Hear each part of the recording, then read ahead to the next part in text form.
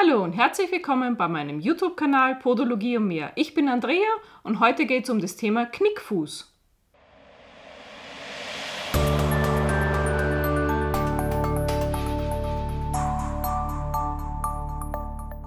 Beim Knickfuß handelt es sich um eine Fußfehlstellung, die durch Abweichung des Fersenbeines entsteht. Meistens entsteht diese Abweichung schon im Kindesalter, oft durch fehlende Fußmuskulatur oder auch schlechtes Bindegewebe. Hier bei meinem knöchernen Fuß sieht man das sehr schön, so soll es ja aussehen, das Fersenbein schön gerade, bis oben hin zeigt die Spitze, bis zu den Unterschenkelknochen. Und wenn das dann abweicht, zum Beispiel so, nach außen, das heißt hier das Fersenbein ist außen überlastet und man rollt dann großteils über den kleinen Zeh ab, wenn man es diese Seite. Dann kommt es auch dazu, dass der Körper versucht ja immer alles auszugleichen und dann ist so, dass er hier im Sprunggelenk das ausgleichen will und damit hier im Sprunggelenk schon mal die erste Fehlstellung kommt. Dann gibt es noch einen Knickfuß und zwar den Knickfuß nach innen. Das ist also hier haben wir die Großzehe, die innere Fußgewölbe und das Fersenbein hinten wieder, und wenn der nach innen knickt, sinkt dieses innere Längsgewölbe ab, obwohl es eigentlich noch funktionsfähig ist, und damit wird der Fuß auch ein Stück länger. Wenn man guckt und es absinkt, wenn man es hier normal hat und wenn man es absinkt, sieht man, wie das Ganze länger wird. Vielleicht nochmal so. So, der Körper versucht natürlich auch wieder dies auszugleichen, indem er hier das Sprunggelenk anders stellt und die Statik so gut es geht wieder hergestellt ist. Das Blöde ist nur, wenn man jetzt einen Knickfuß hat, sei es jetzt nach innen oder nach außen, zum Beispiel den Knickfuß hier nach außen, dann hat man ja hier die Kleinzehe und die Außenkante sehr belastet und man kriegt dann die O-Beine. Dieser Ausgleich vom Körper setzt sich dann fort in der Hüfte. Auch hier haben wir dann eine Schiefstellung drinnen und das kann sich dann bis zum Kopf, bis zum Nacken eigentlich fortsetzen. Genauso ist es mit dem Knickfuß andersrum. Dann kriegen wir die sogenannten X-Beine, wo die Knie dann zusammenstehen. Wir kriegen wieder in der Hüfte die Fehlstellung, auch in der Wirbelsäule bis hin wieder zum Nacken. Also der Knickfuß, innen sei es wie außen, ist wirklich ein fundamentales Problem. So, bei dem Knickfuß gibt es dann noch eine Komplikation, und zwar, unsere Ferse hat hier hinten ja die Ansatzsehne.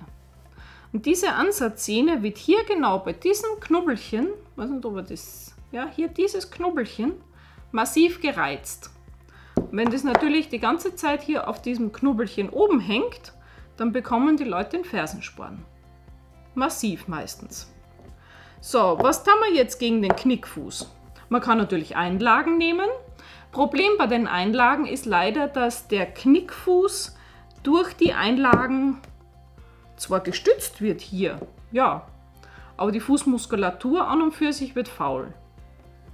Das heißt, die Leute können dann später ohne Einlagen gar nicht mehr laufen, weil einfach hier diese Erhöhung fehlt, sonst würden die Füße immer wieder einknicken.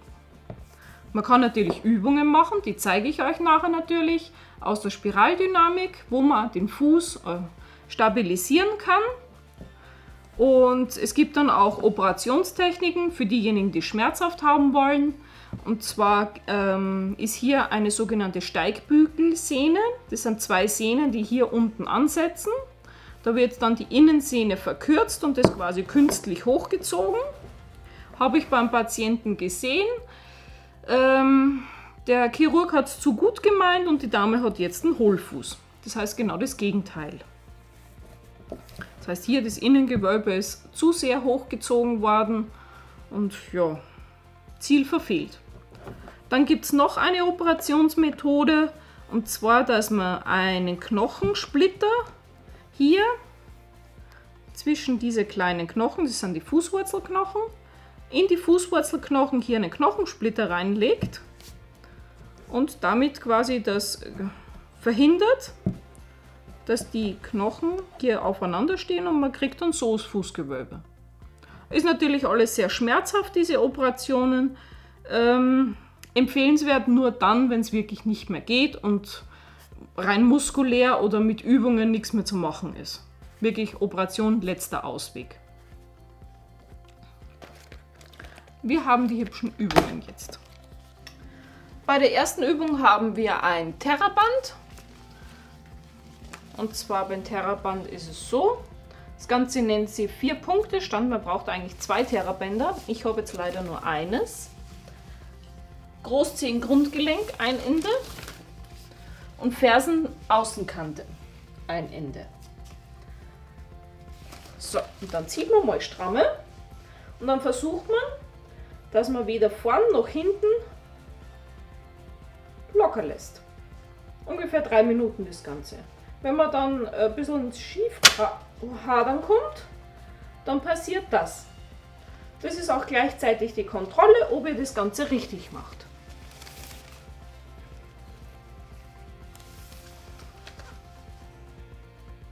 So, ich zeige es nochmal von der Seite. So, hier nur großziehen Grundgelenk und Fersenaußenkante. Und schön stramme ziehen und das Ganze mindestens 3 Minuten halten. Kann man mit beiden Beinen parallel machen, wenn man 2 Terrabänder hat. Ich habe jetzt nur eines, also mache ich es jetzt mal mit einem.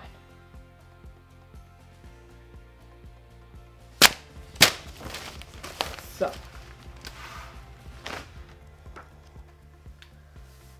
So, die nächste Übung ist Fersen Pro Prio, nennt sich die. Und zwar habe ich hier so einen schönen luftgefüllten Balanceball. Bei diesem Balanceball ist am besten so, dass ihr beide Füße nehmt, nicht nur eine. Ihr könnt natürlich auch Schaumstoff nehmen, also irgendeine Unterlage, die ja nicht gerade ist so wie der Boden, sondern die flexibel ist. Dann stellt ihr euch hin. Ihr seht schon, das sinkt ein und dann versucht ihr, ohne dass ihr die Ferse knickt, gerade auf diesem Ding zu balancieren. Gelingt mir jetzt nicht ganz. So. Und ihr seht, man muss wirklich mit den Füßen kleinst austarieren. Man sollte natürlich nicht so machen oder so, sondern wirklich versuchen, gerade das Ganze zu machen. Und ihr werdet merken, wenn sie auf so einer weichen Oberfläche steht, dass es ganz viel Kraft braucht, die Füße hoppla, in die richtige Richtung zu halten. Ich kann es euch auch von vorne rum zeigen. So. Das ist nicht nur eine schöne Übung gegen Knickfuß, sondern auch für eure Gleichgewichts. Denn das Gleichgewicht ist sehr wichtig, damit das nicht hinfällt, wenn irgendwas am Boden nicht so gerade ist. Die Übungen sollte man nicht länger als 20 bis 30 Sekunden machen, weil sonst die kleinen Muskeln sehr schnell ermüden und das Ganze zu Schmerzen beginnt. So, nächste Übung. So. Nächste Übung ist der Turmspringer, den kennt ihr bereits. Und zwar, ich habe jetzt wieder ein schönes dickes Buch. Ihr könnt auch eine Treppenstufe nehmen. Ihr stellt den Vorderfuß hin, so dass das Kleinzehengrundgelenk noch auf dem Buch ist. Stellt ihr auch auf beiden rauf und dann geht es nach unten. Das ist eine Übung für den Knickfuß, damit das hinten die Achillessehne auch gedehnt wird und damit das ihr in der Wadenmuskulatur auch mehr Kraft kriegt. Man kann das auch so intensivieren, leicht hoch und runter.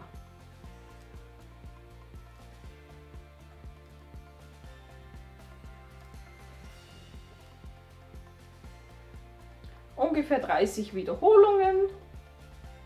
soll man das machen, einmal täglich. Wie immer bei allen Übungen täglich wiederholen, denn die Muskeln brauchen Wiederholung, damit das Ganze funktioniert. Alle Links für das Video findet ihr unten in der Infobox. Wenn euch das Video gefallen hat, lasst einen Daumen nach oben hier, abonnieren nicht vergessen und auf die Glocke klicken, damit ihr jedes Mal eine Nachricht bekommt, wenn ich ein neues Video hochgeladen habe. Und ich wünsche euch viel Spaß beim Trainieren. Eure Andrea. Tschüss!